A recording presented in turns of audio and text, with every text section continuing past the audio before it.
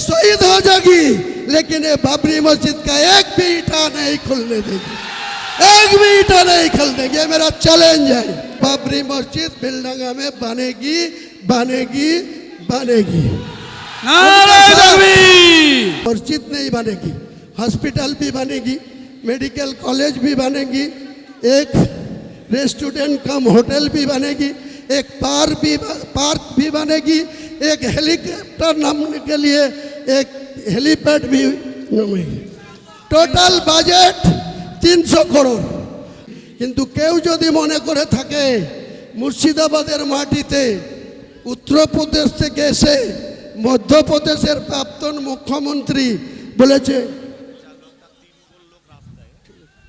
एक एक ईंटा खुल लेंगे। इतना हिम्मत उमा जी आपको नहीं होगी। बंगाल में जो 37% मुसलमान आबादी है, ये शहीद हो जाएगी, लेकिन ये बाबरी मस्जिद का एक भी ईंटा नहीं खुलने देगी, एक भी ईंटा नहीं खुलने देगी। ये मेरा चैलेंज है। उमा जी आपको चैलेंज कर रहा है। जो मेरा शेयर लेने के लिए घोषित किया, उनको भी मैं सतर्क कर। महान अल्लाह जाके सपोर्ट देय, महान अल्लाह जाके দোয়া করে, আল্লাহ যাকে ভালোবাসে, এই পৃথিবীর কোনো মানুষ তার বিরোধিতা করলেও সাকসেস আসে না, সার্থকতা আসে না, সফলতা পায় না। যারা এটার জন্য রুখার চেষ্টা করছে, আমি কোনো অসাংবিধানিক কাজ করছি না। ভারতের সংবিধানকে সম্মান জানিয়ে প্রত্যেকটা ধর্মাবলম্বী মানুষের নিজের নিজের অধিকার আছে। কেউ চার্চ বানাতে পারে, কেউ গির্জা বানাতে পারে, কেউ মন্দির বানাতে পারে। আমরা মুসলমান যারা, তারা আল্লাহর ঘর মসজিদ বানাতে পারি। এখানে মিডিয়া বন্ধুদের বলবো, ন্যাশনাল মিডিয়ার বন্ধুদের বলবো, আপনারা দেখতে পাচ্ছেন বাংলায় এবং ইংরেজিতে এখানে পবিত্র বাবরি মসজিদের ভিত্তি স্থাপন প্রস্তাব লেখা আছে। আপনারা একটু ওইদিকে লক্ষ্য করবেন, আপনাদের ক্যামেরা ওইদিকে ঘোরাবেন, গোটা ভারতবর্ষ দেখুক যে এক শ্রেণীর মানুষ এটা হতে দিতে চায়নি। বাবরি মসজিদ নাকি ভারতের মাটিতে হবে না। আপনাদের অবগত করার জন্য বলি, 2019 সালে সুপ্রিম কোর্টের প্রধানমন্ত্রীর যে ব্রাঞ্চ, ফুল বেঞ্চ 5 সদস্যের, তারা দীর্ঘদিন ধরে এই মামলার শুনানি করার পর 2019 সালের নভেম্বর মাসে একটা জাজমেন্ট এসেছিল।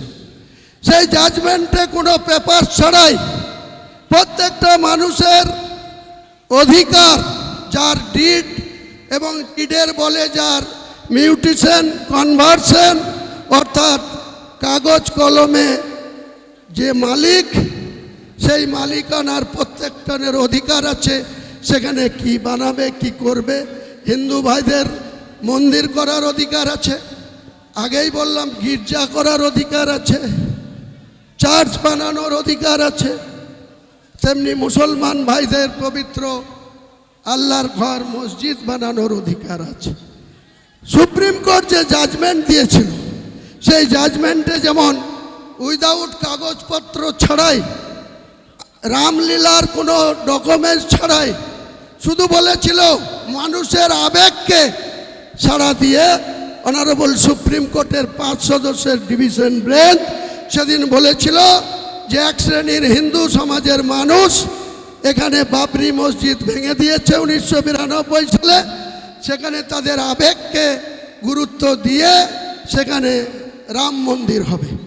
আপনারা সবাই জানেন, গোটা বিশ্ব জানে, ভারতবর্ষের আপামর 145 কোটি মানুষ জানে যে অযোধ্যাতে একটা রাম মন্দির তৈরি হয়েছে। আমরা কেউ মুসলমান সম্প্রদায়ের মানুষ কেউ তার বিরোধিতা করিনি। আমি যেদিন 12/12/2024 কলকাতায় আজকের দিনে এই ভিত্তি স্থাপনের কথা, বাবরি মসজিদের ভিত্তি স্থাপনের কথা বললাম, তারপরেই সঙ্গে সঙ্গে দেখলাম কিছু সংঘ পরিবার, কিছু মহারাজ সাগরদিঘিতে একটা রাম মন্দিরের আবার শিলান্যাস করলেন। আমরা কেউ বাধা দিতে যাইনি। আজকের দিনে এখানকার একজন বিজেপির নেতা, আগে জেলা সভাপতি ছিল, এখন রাজ্য কমিটিতে আছে, সাকারাপ সরকার, তিনিও সঙ্গে সঙ্গে বললেন বহরমপুরের কোনো জায়গায় রাম মন্দির করবে। আমরা কিন্তু আপত্তি করিনি, বলেছি প্রত্যেকটা ধর্মাবলম্বী মানুষের নিজের নিজের ধর্ম করার অধিকার যেমন রয়েছে, তাদের মন্দির বানানো মসজিদ বানানোর অধিকার ভারতবর্ষের সংবিধান স্বীকৃত। স্বাভাবিকভাবেই আমাদেরকে বিরুদ্ধে যেটা চক্রান্ত করে পিআইএলে ফাইল করা হলো, তারা চেয়েছিল 8 তারিখে ডেট ছিল, তাহলে স্বাভাবিকভাবে আজকে 6 তারিখে আমরা শিলান্যাস করে দিতাম। তারা এটাকে রোখার জন্য স্পেশালভাবে মেনশন করলো 5 তারিখে মামলা শুনানি করতে হবে। মহান আল্লাহ যাকে সাপোর্ট দেয়, মহান আল্লাহ যাকে দোয়া করে, আল্লাহ যাকে ভালোবাসে, এই পৃথিবীর কোনো মানুষ তার বিরোধিতা করলেও সাকসেস আসে না, সার্থকতা আসে না, সফলতা পায় না। তাই মহান আল্লাহ তাআলার খোদ ইচ্ছায় আমরা সেই হাইকোর্টে আইনের লড়াইয়ে এখানে আফজল সাহেব, আলী আফজল চাঁদ থেকে শুরু করে যে 12 জন লয়ার আমাদের হয়ে দাঁড়িয়েছিল, সেখানে হাইকোর্টের অনারেবল প্রধান বিচারপতি এবং তার পরিষ্কার করে বলে দিয়েছেন, পরিষ্কার করে তিনি বলে দিয়েছেন যে হুমায়ুন কবির কোনো সংবিধান বিরোধী কথা বলেনি, সংবিধান বিরোধী কাজ করেনি।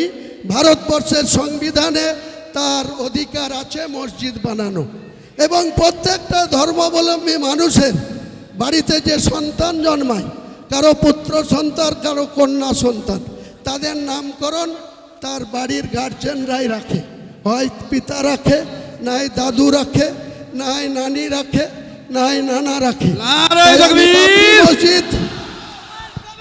বাবরি মসজিদ অযোধ্যা, বাবরি মসজিদ জনাব হুমায়ুন কবির, বাবরি মসজিদ জনাব অ্যাডভোকেট আলী আফজাল।